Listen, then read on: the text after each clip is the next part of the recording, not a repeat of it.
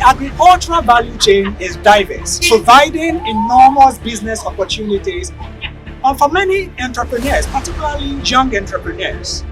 An analysis of the agricultural value chain will reveal this potential I speak of, from food production to marketing and even to consumption. On today's episode of Agromedia, we'll be looking at the business model of the G.O.A.T masters and also engage Padi Konotey as to why he decided to strategically position himself within the animal production value chain, what his business has been able to achieve over the years since it started. My name is Gideon, the Agrarian.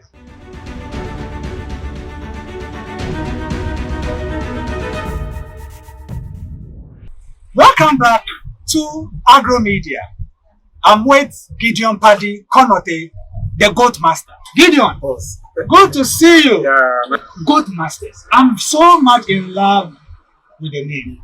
I mean, what actually is the philosophy behind the name, G.O.A.T masters? Okay, G.O.A.T masters, G.O.A.T, stands for greatness, and we believe in greatness. And then the masters, which also stands for mastery. We believe in mastery. Like we believe in mastering whatever it is that you are doing. You need to do it and do it so well. So basically, that is G.O.A.T masters. It's all about greatness.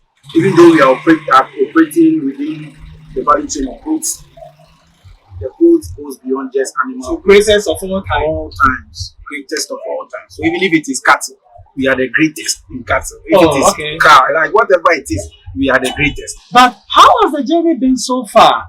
You started as a livestock farmer. Yes. Can you take us into that time in history? Actually, I did not do agric in school.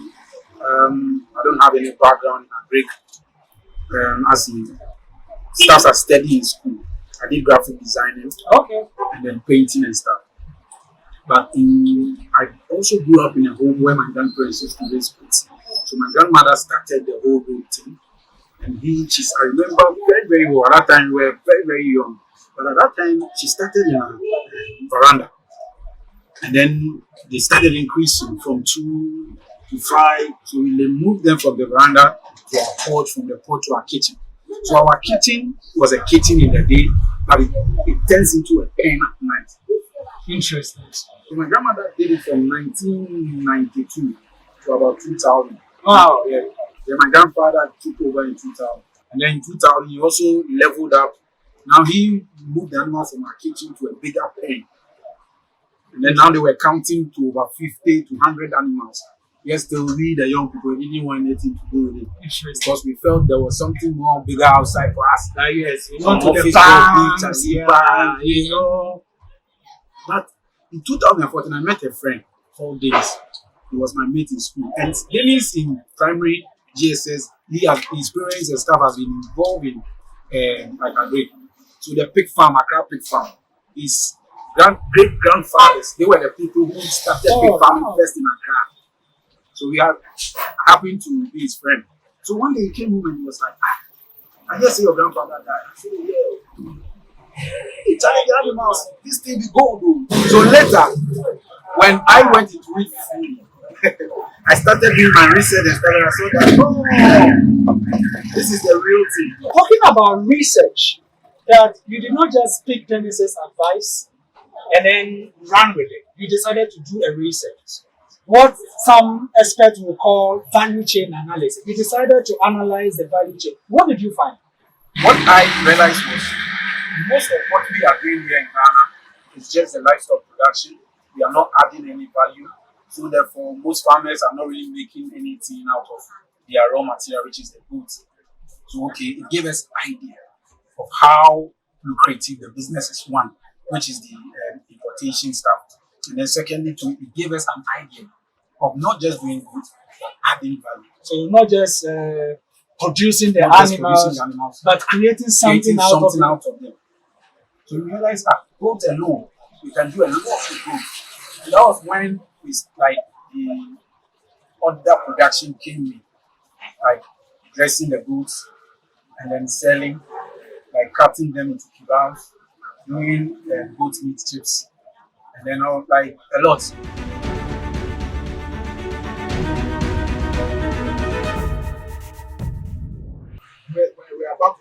kebab stuff. We started with 3 stones. The 3 stones. Yes, with mesh. Maybe by about like Lapel. Ah. Block me. Oh, I see. Yes, So blocks. 3 blocks. 3 blocks. And then we put mesh on it, put fire under. We were doing just 50 sticks. And it took us a whole night from 12 o'clock to the following morning. Oh, wow. And then the funny thing was, we were going to deliver it in the morning. Just 50 sticks, but today we can do over like 1,000 sticks in a day. You can see you are growing. And even the process builds you. It has built us. We've learned how to save money. We've learned how to put money aside to buy our own stuff. Not waiting for someone somewhere. Or not waiting for some funds from some government somewhere to come and help us. So through that, the process, we always find our way out.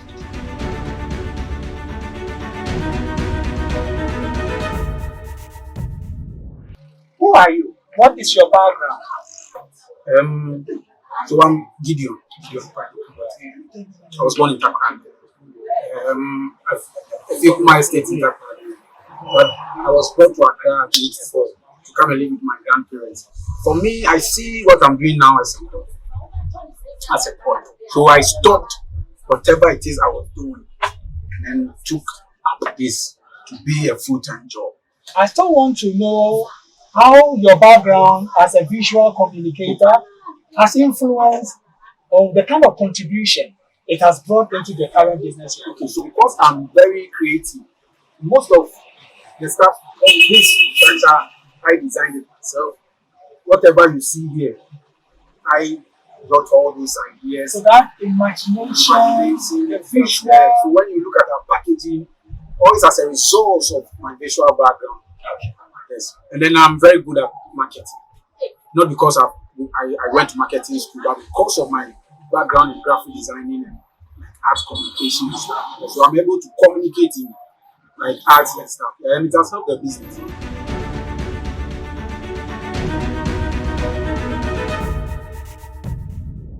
Take us into your typical day. We do production. And also we take some of our materials from, we call it satellite farms. That's our system. You mentioned something about satellite farming. The technical word is Agromedia. Okay. But we are using satellite farm. Why? Because quote unquote, we take it as our farm, but we don't handle it. It's somewhere, so they are working for us. Okay. Because we take from them. Okay. So they raise the animals and we take from them. So we can focus on what we feel or what we know that is working for us. Where exactly? Is it within Accra? Where is your production site?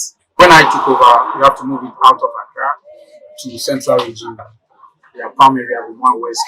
Why move the animals from Accra to central region? My grandparents started in Accra, and when they started, the community wasn't developed like that. It was just like a countryside. So that's why they started in the city. Going now the city is almost choked. The city is, the animals are outgrowing the city.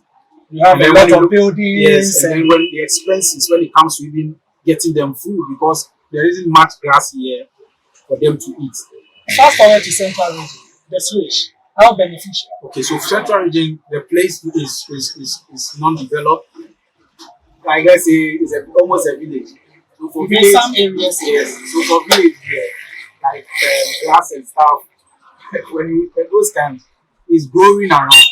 Oh, okay, so the production model is more like a free range model where the animals are let out into the field to feed, or you have a pen You where have a pen and then a yard where you release them to eat within the yard, and then go to bring them food. But even outside Accra, bringing food is less expensive. We outsource our slaughtering. We outsource our slaughtering because we don't have an abattoir. That huge, so we outsource our slaughtering to an abattoir. So in the morning, let's say the orders that we've taken the previous day, in the morning, if it is 3 animals, 4 animals, we just call or we take the animals, the slaughter, and then they bring them and divide it into the portions, and people who need them, we supply to them. But as our stamp came in, now we know that we have a stamp. So at the end of the day, within the day, the stamp is also part of our process. So you slaughter, you package, and then you deliver. You take your money. Then from 2 o'clock, you come here to our stance to continue our work.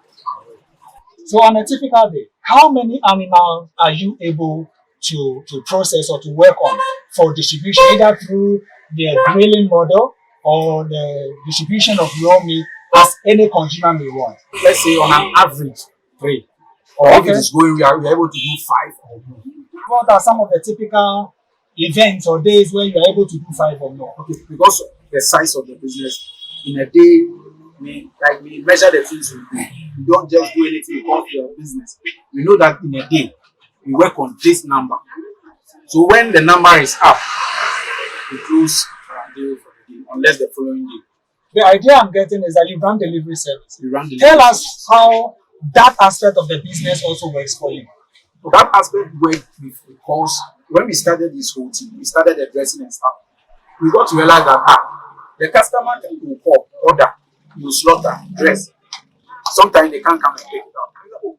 Meaning the delivery is also another business. So you saw another business idea within the same value chain. What have been the outcome? When we started, we used to outsource. But outsourcing, that we is realized to give to other dispatch riders. Oh, dispatch riders. But we realized that some of them, they don't deliver things on time. We bought our own delivery bike to do the delivery. And I would say that the challenging part was when we used to outsource.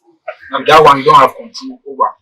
But with what we have control over it. So we're able to control our delivery. So anybody who is considering this business idea should pay attention to details like that, otherwise they will get frustrated. That's what you are saying.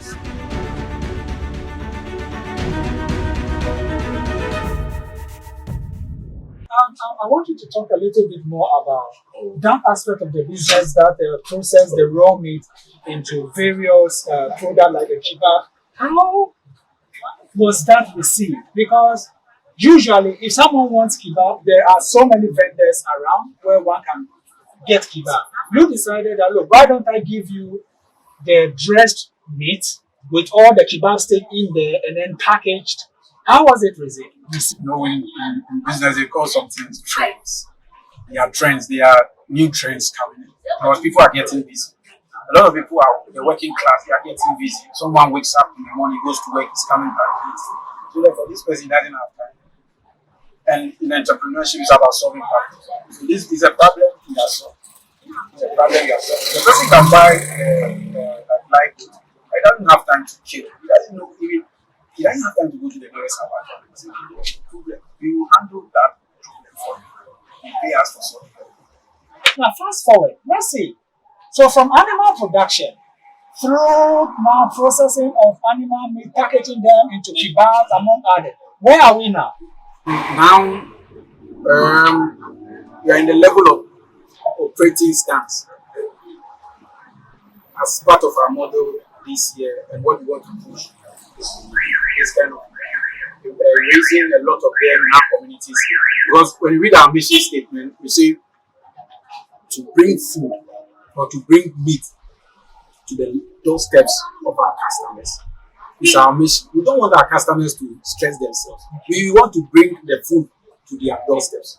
So this is part of the model of bringing our products into the communities for our customers. So in case we have customers living around here, and we have a stand there, they can pick up their orders and also order from here.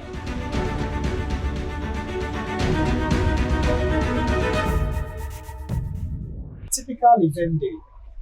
Both masters. How do you handle your event? Is it a case where you station your grills, or is it just about grilling from home and just supplying? So depending on what the customer is looking for, some of the customer, he wants you to just grill, deliver. They will take care of the rest. Some they want you to come and station yourself there, and then you grill for them. Which of the experiences do you really enjoy? And good.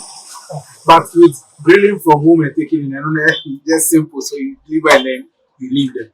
But when they are involving you, then you are going to spend your whole day there. But with that one too, it comes with a lot of profit and benefit than you doing from the house and everything.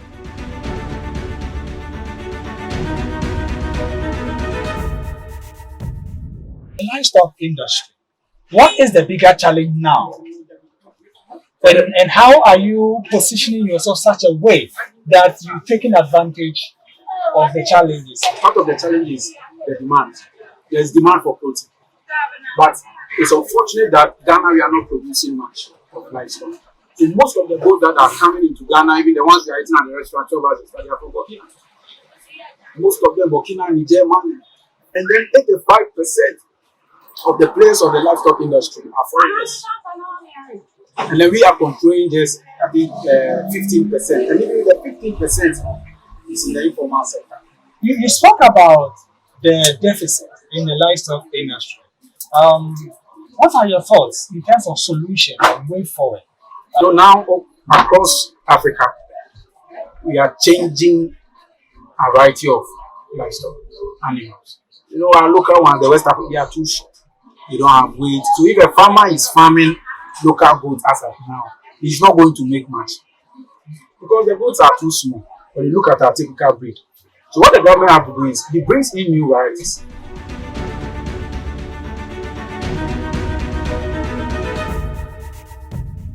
If you have a vision of a dream, don't wait. You start. What you have, start with it. Help you. But now part of the world, as a young entrepreneur, regardless of the industry, you need to build layers and layers and layers and layers of thick skin. Well, nobody cares about it. So you too, you have to be selfish.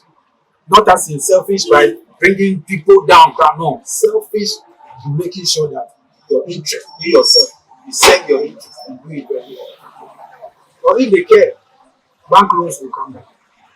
5%, 6% for you, the young person, to be able to access it. Who cares?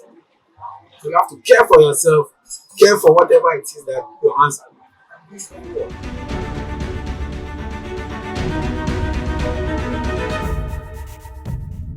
Viewers out there, especially to the youth, we're talking about the agricultural value chain. And as you can see, how one man have taken advantage of the livestock value chain, adding value to animal product and creating so much opportunities for himself and people around him. As you can see behind us, someone is working for him. It could be you. The agricultural value chain is vast. So even if you are not interested in animal-related businesses, there is agro-transportation, food packaging, like you can see. This is someone's business, just packaging, and you can take advantage. Do not limit yourself. Agriculture offers more, and you can tap into that vast potential. If you want to have a bite of the Goat Masters, do not fail to call any of the numbers displayed on your screen or follow the social media handles provided. My name is G.O.A.T, the Agrarian. Do not fail to subscribe to Agromedia for a lot more interesting and inspiring interviews with seasoned entrepreneurs within the agricultural sector. You will be inspired, you'll be motivated, you'll be encouraged, you will learn, and you will know where to put your money. Thank you for watching and see you some other time.